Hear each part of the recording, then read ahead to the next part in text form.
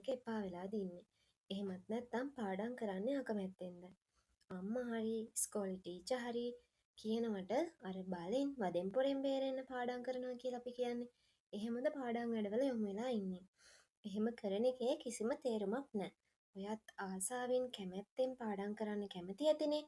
ඒ නිසා මේ ආසාවෙන් කැමැත්තෙන් පාඩම් වැඩ කරන්නේ කොහොමද කියලා මම කියලා දෙන්නම්. සමහර විට ඔයා හොඳින් පාඩම් කරන ක්‍රමයක් හොයා ඉන්නවත් ඇති. මේ විදිහට පාඩම් කරාම ඔයාට හැමදේම හොඳටම මතක හිටිනවා වගේම පාඩම් කරන්නත් ආසාවක් ඇති වෙයි. ඉතින් වැඩි කතා නොකර අපි යමු ඉක්මනින් වැඩි විස්තර දැනගන්න.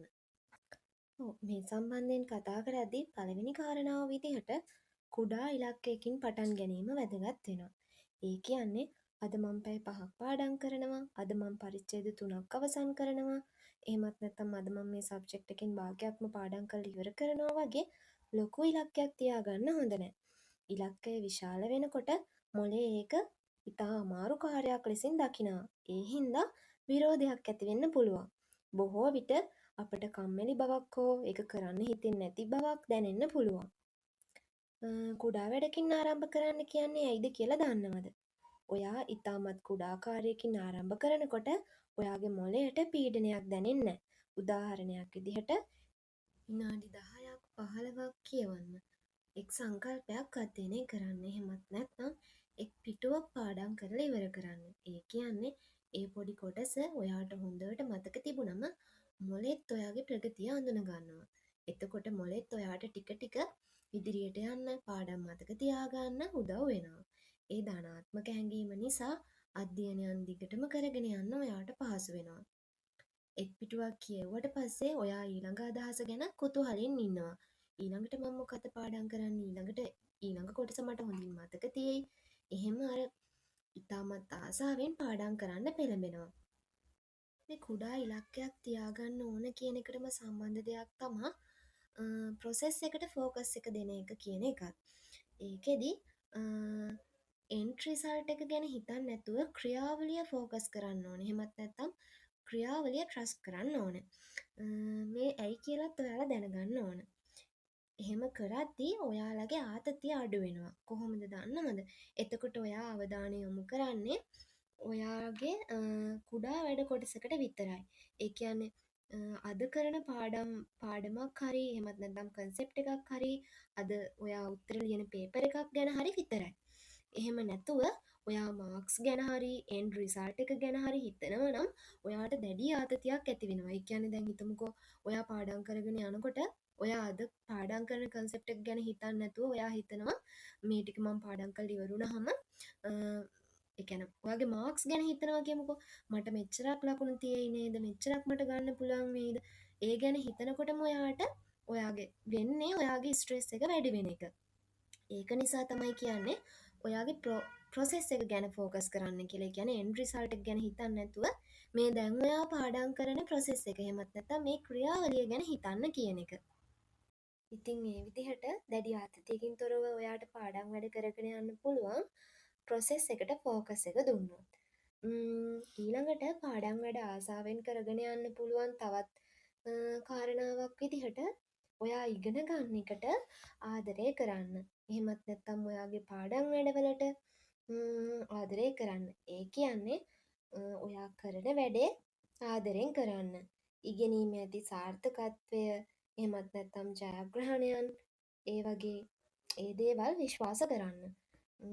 ඒ වගේම ඉගෙන ගන්න දේවල් පිළිබඳව ඉතා කුතුහලයෙන් ප්‍රශ්න කරන්න. ඒ කියන්නේ මෙහෙම වෙන්න හේතුව මොකද්ද? මෙහෙම වෙන්නේ කොහොමද? එහෙම වෙන්නේ ඇයි? ඒකෙන් අපිට ඉගෙන ගන්න පුළුවන් මොනවාද? වගේ දේවල් ගැන නිරන්තරයෙන් ඔයා කුතුහලයෙන් ඉන්නවා නම් එම ප්‍රශ්න මතුවෙන්න පුළුවන්. එතකොට ඔයා නිකම්ම ඒ ගැන ඉගෙන ගන්නේ කුතුහලයෙන්. ඒ ගැන දැනගන්න තියෙන ආශාවෙන්. සෑම දිනකම පුරුද්දක් විදිහට පාඩම් වැඩ කරන්න ගන්න. එහෙම පාඩම් කරන්න ගත්තාම ඒක ඔයාගේ දිනචර්යාවේ කොටසක් බවට පත් වෙනවා.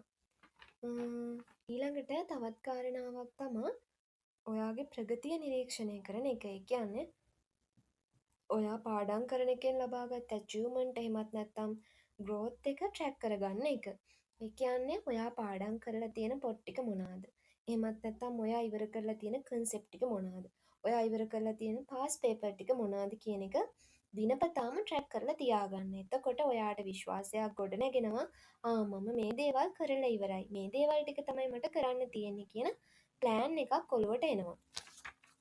ඒ වගේම තව දෙයක් තමා ඔයාගේ ඉගෙනීමේ කටයුතු වලට සම්බන්ධ වෙන පොඩි පොඩි දේවල් පවා සෙලිබ්‍රේට් කරන්න පුරුදු වෙන්න. ඒ කියන්නේ හිතමුකෝ ඔයාට ගොඩාක් අමාරු ගානක් ඔයා ඒ පියවරෙන් පියවර හදලා ඉවර කරනවා කියලා. එමත් නැත්නම් ඔයාට තේරුම් ගන්න ගොඩාක් අමාරු කන්සෙප්ට් එකක් කොහොම හරි ඔයා පාඩම් කරලා මතක තියාගන්නවා. මේකෙන් ඔයා හොඳින් පාඩම් කරලා මතක තියාගන්න එකෙන් ඔයාට සතුටු වෙන්න පුළුවන්. ඒ කියන්නේ එච්චර සංකීර්ණ දෙයක් ඔයා මතක තියාගත්තා කිව්වහම හිතට සතුටක් එනවනේ. ඉතින් ඒ සතුට සමරන්න අමතක කරන්න එපා. ඒ කියන්නේ ගොඩක් ලොකු දේවල් කරන්න ඕනේ නැහැ. ඒ සතුට සමරන්න ඔයාට පුළුවන් ඔයා කැමති විදිහ දෙයක් කරන්න. සින්දුවකට සවන් දෙන්න පුළුවන්. එහෙමත් නැත්නම් ඔයා කැමති කෑමක් කන්න පුළුවන්. පොඩි කාලයක් විවේකයෙන් ගත කරන්න. ඊට පස්සේ නැවතත් ඔයාගේ පාඩම් වැඩවලට එකතු වෙන්න. ඒ වගේ කුඩා ජයග්‍රහණයක් පවා සමරන එකෙන් ඔයාගේ මනස සතුටට පත් වෙනවා. ඔයාගේ ප්‍රගතිය වැඩි වෙනවා. ඒ විට ඔයා තව තවත් පාඩම් වැඩවල නිරත වෙන්න කැමති වෙනවා. තවත් විශේෂම දෙයක් තමා මම දැන් කියන්න හදන්නේ. ඒ තමා ඔයාගේ ඉගෙනීමේ කටයුතු වලදී අවංක වෙන්න ඕන. ඒ දේවල් ඔයාගේ යහපත ජයග්‍රහණය උදෙසාම කරන දේවල් කියලා හිතාගන්න. ඔයාට සාර්ථක වෙන්න පුළුවන් ඔයාගේම උත්සාහයෙන් මත කියන එක ඔලුවට දාගන්න. ඒ වගේම තමා තමන්ටම අවංක වෙලා ඒ දේවල් වලට කැප වෙන්න. එතකොට ඔයාට හොඳින් ඔයාගේ ස්ටඩීස් කරගෙන යන්න පුළුවන්. සෙල්ෆ් බිලීෆ් එක තියාගන්න. පවර්ෆුල් thoughts මෙන්ෂන් කරන්න. නිතරම ඒ දේවල් කියනකොට ඔයාගේ මොලෙත් ඔයාගේ පාඩම් වැඩවලට උදව් වෙනවා. ඒ කියන්නේ මේ වගේ thoughts ඔයාට නිතරම කියවන්න පුළුවන්. My effort will create my success. I am capable of learning anything. වගේ quotes නිතරම ඔයාටම කියාගන්න. ඉතින් මේ වගේ දේවල් වලින් පුළුවන් ඔයාගේ ස්ටඩීස් වලට ෆෝකස් එක දීලා හොඳින් වැඩ කරගන්න.